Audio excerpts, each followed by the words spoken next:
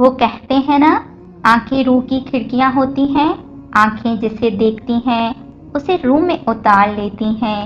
تم اپنی روح میں قرآن کیوں نہیں اتارتے؟ دیکھو، یہ دنیا کھیل تماشا ہے، یہاں کسی ایسے کا انتظار نہ کرنا جس کو تم اپنی روح کا سکون کہو۔ یہاں لوگ صرف سکون برباد کرنا جانتے ہیں۔